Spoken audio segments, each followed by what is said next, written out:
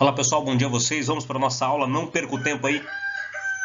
É hora de acordar. Vamos para a nossa aula aí, propriedades periódicas, seguindo aí com a nossa química A, ok? Aula 4, aula tranquilo, aula novamente aí um assunto que vocês já estudaram, né, em anos anteriores, porém a gente reforça aqui identificando os principais pontos, tá? Dos quais são cobrados aí em vestibulares. Então, prestando atenção, aula de hoje, propriedades periódicas.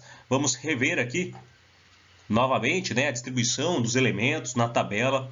Nós vimos que os elementos se organizam em grupos, em períodos, em blocos, certo? Toda a compreensão da aula 3 é muito importante para que a gente possa dar seguimento para a nossa aula 4 sobre propriedades periódicas, né, da nossa querida aí, tabela periódica, né, amada e odiada por tantos. Vamos lá. São propriedades periódicas. E também existem propriedades aqui, quais são identificadas como A, ou seja, não periódicas, né? Compreendendo isso em um gráfico, como poderia trabalhar com vocês a seguinte circunstância. Uma propriedade periódica é uma propriedade que se repete em um determinado intervalo de tempo, vamos dizer assim, tá? Que se repete aumentando em determinado grupo e diminuindo em determinado período. Então eu tenho uma repetição, eu tenho intervalos que se repetem. Isto é algo periódico, certo? Eu tenho aqui, identificado por esse gráfico, uma das propriedades, que é o raio atômico, uma propriedade periódica, pois ele cresce em determinado grupo, ele pode diminuir de acordo com a leitura que eu faço dessa tabela periódica. Então, eu vou ter pontos aqui que vocês estudam em gráficos, né? Vou ter picos e vou ter a letrinha B representando um vale, certo? Eu tenho um intervalo em que esse número de raio atômico ele cresce em um determinado grupo, ele diminui conforme um período, ele cresce e assim por diante. Tá ok? Então eu tenho uma periodicidade. Eu tenho um aumento, depois eu tenho uma diminuição, eu tenho um aumento, aí eu tenho uma diminuição, tenho um aumento, uma diminuição e assim por diante. Ok? Uma propriedade não periódica, aperiódica, um exemplo que eu tenho aqui para trago a vocês é o calor específico. Aquilo que vocês veem lá em física, certo? O calor específico dos materiais. Onde eu vejo aqui que o calor específico ele tende a diminuir com a relação do número atômico. Tá ok? Mas as propriedades desta aula, das quais nós vamos estudar, compreende apenas com as propriedades, quais? As propriedades periódicas, certo? Quais são essas propriedades? Bem, uma das primeiras propriedades que nós vamos analisar é o raio atômico. Raio. O que é o raio? Vocês já estudaram um raio atômico, né? Raio não é a distância em um círculo, em uma circunferência. Do centro dessa circunferência até a sua extremidade, isto não é um raio? Ok. Então, se eu, considerando o átomo, né, naquela primeira ideia, assim como Dalton, o modelo atômico esférico, não é totalmente esférico, mas considerando o átomo, que a sua eletrosfera, que a sua região onde está presente os elétrons aqui, ó, seja circular, então eu vou ter um raio à medida do centro, onde é o núcleo, até a extremidade. Isso é um raio, certo?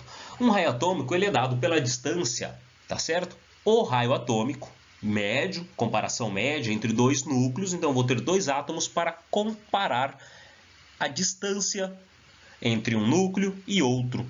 A distância entre dois núcleos, átomos cujos estão fazendo uma ligação, eu vou chamar essa distância como um raio atômico médio, certo? É a distância dividido por 2, vou ter apenas o raio de um átomo só, tá certo?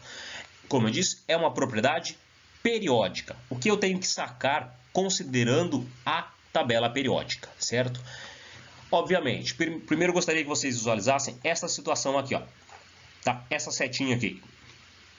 Essa setinha está me relacionando os grupos, certo? As famílias, os elementos cujos estão dispostos na vertical. Os elementos químicos que estão aqui, considerando em uma mesma coluna, em um mesmo grupo da tabela periódica, percebam que eu tenho uma orientação crescente. Da qual forma? De cima para baixo. O raio aumenta conforme o número da camada eletrônica. Pois nós aprendemos que os períodos da tabela periódica, primeiro período, o que significa o primeiro período? Quer dizer que o átomo tem ali seu núcleo, ele tem apenas um nível de energia. Comparando o segundo período, não quer dizer que ele tem um segundo nível, ele tem uma segunda camada de energia. Você concorda comigo que a eletrosfera aumentou? Você concorda que o raio aumenta? E assim sucessivamente. Se eu tenho um elemento químico no terceiro e quarto período, quinto período, vamos supor aqui, sexto, sétimo período, quer dizer que eu tenho 7 camadas eletrônicas ao redor do elemento químico. Você concorda que a eletrosfera vai aumentando, certo? Então, essa propriedade é periódica, ela é crescente, de cima para baixo. Quando comparados elementos de mesmo período, um exemplo, um elemento químico qualquer aqui, X e Y, qual dos dois tem maior raio atômico? Aquele que está mais abaixo da tabela periódica, pois apresenta um número maior de camadas eletrônicas, certo? O seu raio, obviamente, vai ser o mesmo. Tudo bem? Então, comparando elementos em um mesmo grupo, é moleza, é tranquilo. Agora, preste atenção na seguinte situação. Comparando elementos químicos em um mesmo período, vamos supor, sétimo período aqui, eu tenho um elemento químico aqui, o X, e tenho aqui agora o Y. Qual dos dois elementos? É o X ou é o Y que apresenta um maior raio atômico? É uma propriedade periódica. Ela é crescente agora da direita para a esquerda, como eu vejo na seta aqui em cima. Tá certo? Nós aprendemos que os elementos estão organizados em ordem crescente de número atômico. Então, supondo que o elemento Z tem aqui, vamos supor, 39 de raio atômico. O elemento Y ele tem, vamos supor, ali 52 de raio atômico. Vamos supor que eles estão em um mesmo período. Por que o elemento de número 39 aqui, ele é maior, o seu raio é maior que esse elemento aqui que tem 52 de raio atômico? Por quê? Ué, nós já aprendemos que prótons não é igual a elétrons. Não é igual? Ué, professor, então se ele tem 52 prótons, ele tem 52 elétrons. A sua eletrosfera não deveria ser maior, certo? Aí que nós nos enganamos, porque é a seguinte situação. Considerando em um mesmo período, ele tem a mesma quantidade de nível, certo? Como eu disse, se eles estiverem no quarto período, tanto esse elemento suposto que eu estou fazendo aqui, o X e o Y, ambos elementos têm a mesma quantidade de níveis. Primeiro nível, segundo nível, terceiro nível, quarto nível. O Y também tem 4 camadas. Porém, o fato do elemento químico ter uma menor quantidade de prótons, uma menor quantidade de elétrons, ele vai ter uma eletrosfera maior.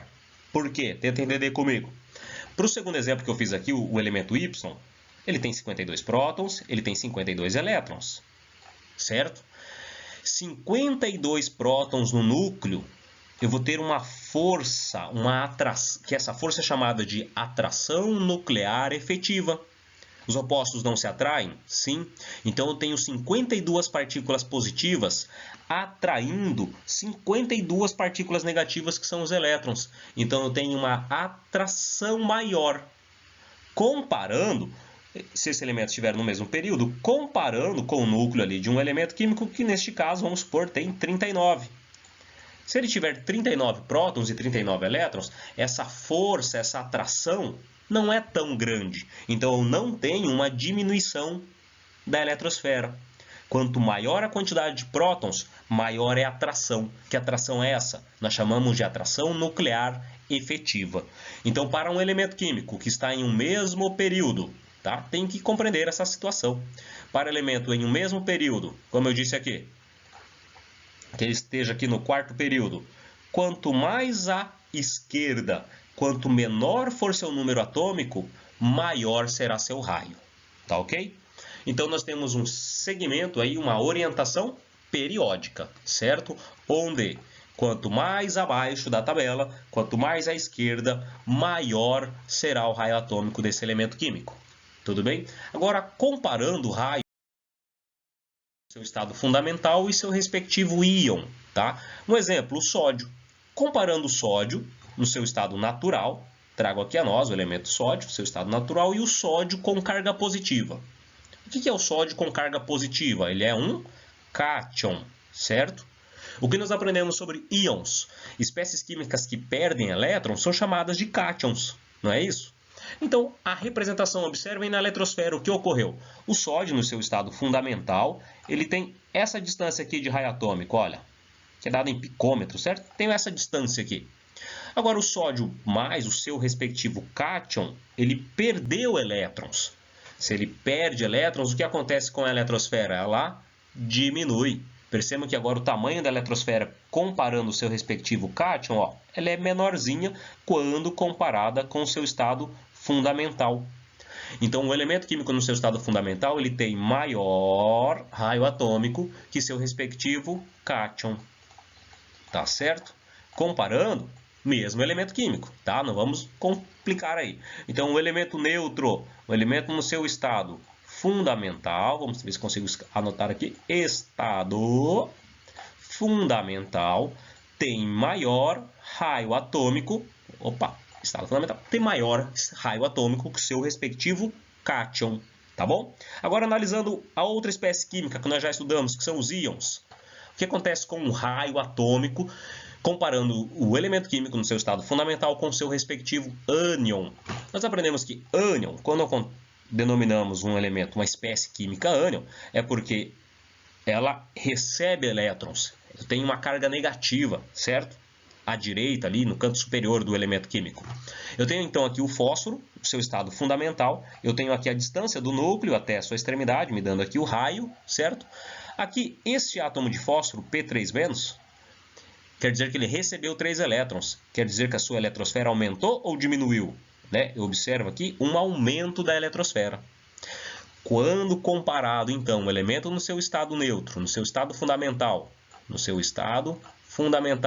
com seu respectivo ânion, tá? Eu sei que a camada eletrônica do seu estado fundamental vai ser menor que o seu respectivo ânion, pois ânion recebe elétrons, recebendo elétrons, a eletrosfera aumenta, aumentando essa distância do raio atômico.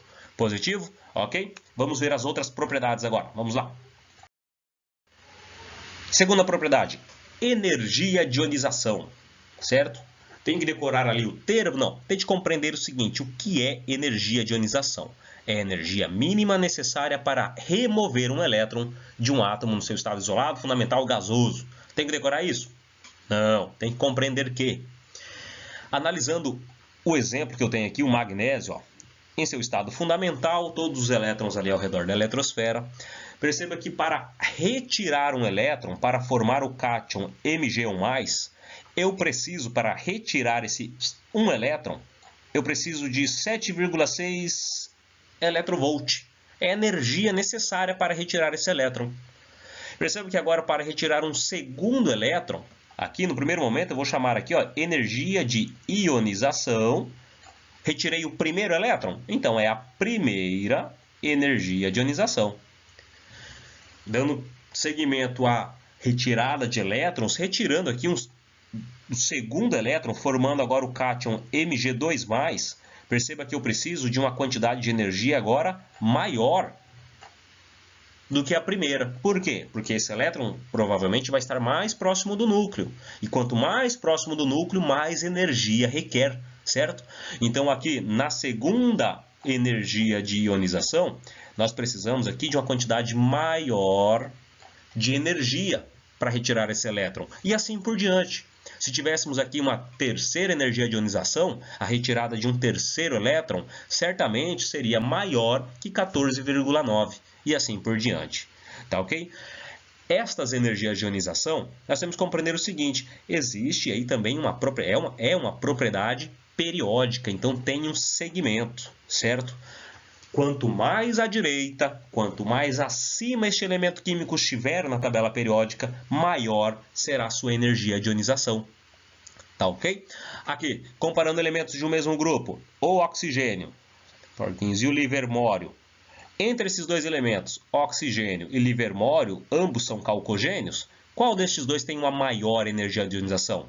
Aquele que está mais acima, pois um período menor, eu tenho uma eletrosfera menor, eu tenho uma energia muito maior aí para ser retirado, pois está mais próximo do núcleo, ok? Comparando em um mesmo período este elemento químico, quanto mais à direita, tá certo? Quanto maior o seu número atômico, comparado em um mesmo período, maior será a sua energia de ionização.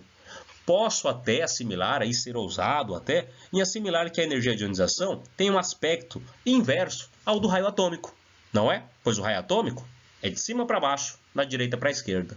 Já o critério para identificar qual elemento tem maior energia de ionização é o contrário do raio atômico. É da esquerda para a direita e de baixo para cima, certo? Comparando dois elementos, aqui o X e aqui o Y, qual dos dois tem maior raio atômico? É aquele que está mais à direita, é aquele que tem maior número de prótons no seu núcleo. Vai ser o elemento Y. Tá ok? Seguindo para a terceira propriedade periódica. Vamos lá, se tiver dúvida, anote sua dúvida, pergunte no final da aula, que eu estou lá o tempo todo à disposição, certo? Vamos lá. Afinidade eletrônica, também chamada de eletroafinidade. No conceito, diz que é a variação de energia liberada para que ocorra quando o elétron é recebido por um átomo gasoso. Ou seja, é o inverso ali da que nós vimos anteriormente. A afinidade eletrônica, refazendo aqui, né? É a energia quando um átomo recebe um elétron, ele libera uma energia. Que energia é essa? Eletroafinidade. Eu tenho a representação aqui de um átomo, olha. Recebeu um elétron, atingiu aqui a eletrosfera, sai desse elétron, sai energia. Então eu tenho uma equação inversa do que nós vimos anteriormente. Nós temos aqui, um elemento natural, um X, no seu estado gasoso. Ele recebe um elétron, tá ok? Recebe um elétron. Quando isso acontece, eu tenho a formação, então, aqui do seu respectivo ânion e uma quantidade de energia. Percebam que, para a propriedade anterior, era o elemento químico que recebia energia para ser transformado no seu respectivo cátion. Tá certo? Agora eu tenho aqui o contrário. Essa propriedade, porém, ela segue o mesmo crescimento, a mesma ordem crescente da propriedade anterior, certo? Também é da esquerda para a direita e de baixo para cima. Porém, para essa propriedade eletrônica, perceba que eu tenho aqui os gases nobres, não participam desta propriedade. Por que, professor, os gases nobres não participam dessa propriedade? Essa energia ocorre quando um elétron é recebido por um átomo. Desde quando gases nobres recebem átomos para adquirir estabilidade? Gás nobre precisa receber elétron? Não só não precisa, quanto não recebe. É muito difícil isso acontecer. Muito difícil de formar ligação química. Existe. Muito difícil.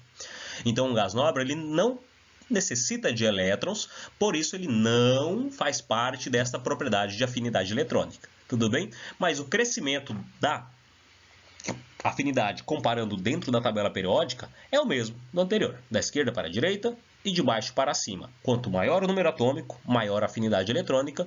E dentro de um mesmo grupo, quanto menor a sua camada eletrônica, maior a sua afinidade eletrônica. Positivo? Vamos lá. Eletronegatividade. Este aqui é um termo que vocês já devem ter ouvido falar, principalmente em ligações químicas, né? Comparando uma ligação química a uma ligação iônica, que ocorre entre metais e ametais, o exemplo que eu tenho aqui, o sódio, né? Um átomo de sódio está aqui representado, está aqui bonitinho, e um átomo de flúor, está aqui representado bonitinho, o átomo de flúor, lá do grupo 17, lá do grupo 7A, 7 elétrons na sua camada de valência. O sódio já é um alcalino, ele só tem um elétron na sua camada de valência, certo? É um alcalino. A situação é, os dois elementos químicos estão próximos, os dois vão de encontro para formar uma ligação química, ou é o sódio que se aproxima do flúor, ou é o flúor que se aproxima do sódio. E aí, quem se aproxima de quem para formar ligação? Né? Quem se aproxima de quem? É aquele elemento químico entre os dois, um dos dois vai ter uma maior eletronegatividade. O que é eletronegatividade? É a tendência em atrair elétrons, certo? Quem é o pavão da nossa história aqui? É o flúor. O flúor que atrai o sódio para o seu contato para fazer uma ligação. Então eu tenho na ilustração aqui o sódio sendo atraído pelo íon, pelo átomo de flúor, formando fluoreto. O sódio que é atraído pelo flúor. Então o flúor tem uma maior eletronegatividade que o sódio. Ametais tendem a ter uma maior eletronegatividade que os metais. Porque dificilmente um metal tende a a receber elétron para formar ligação. Ele sempre vai doar, ele sempre parte dele essa doação aí para formar uma ligação química. Então tenho também uma propriedade periódica, certo? Que é a eletronegatividade, e tem um crescimento aí. Qual é este crescimento? Observando. Muito parecido com a afinidade eletrônica, né? Se não a mesma. Quanto mais à direita e mais superior estiver esse elemento químico, comparando elementos na mesma tabela, comparando os elementos, quanto mais à direita e mais acima será a maior eletronegatividade, certo? Em algum momento lá do primeiro ano, talvez você deve ter criado algumas palavras, talvez seu professor lá do nono ano deve ter lhe ensinado que existem elementos, né, de um mesmo grupo, considerando aqui os ametais, né, que estão localizados nesta posição aqui da tabela periódica. Existe uma sequência para a gente procurar gravar lá, né? Decorar todos esses elementos aqui, ó. Vocês lembram da frase? Bom, o elemento com maior eletronegatividade é o flúor na sequência, o oxigênio, nitrogênio, cloro, bromo e assim na sequência. Mas a frase é que fui ontem no Clube Brasil e só comi pão hoje. Se alguns alunos acham que pão não gosta, a gente pode refazer a frase como fui ontem no Clube Brasil e só comi Pizza Hut. Que eu não gosto de Pizza Hut, uma maçuda desse tamanho aqui, então eu prefiro pão, tá certo? Pão hoje. Esta sequência de símbolos e de uma frase que nós inventamos aí, não é minha essa autoria dessa frase, isso aí eu já vi há muito tempo atrás, é para identificar que o flúor é um elemento com maior eletronegatividade. A partir dessa sequência, a eletronegatividade vai diminuindo, tá? Entre esses elementos, todos esses ainda apresentam uma eletronegatividade maior que os metais, tá bom? Como eu disse, metais têm baixíssima capacidade de atrair elétrons.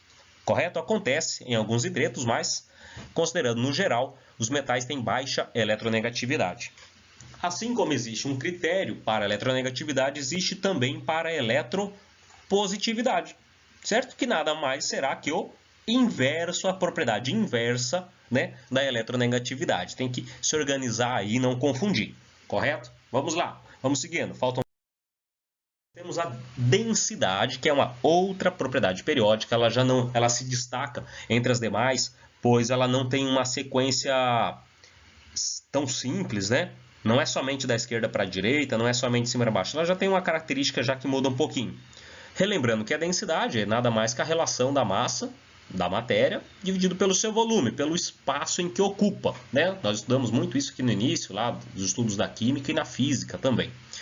A propriedade dessa densidade, ela caracteriza por ser quanto mais ao centro da tabela periódica estiver esse elemento, mais denso ele será.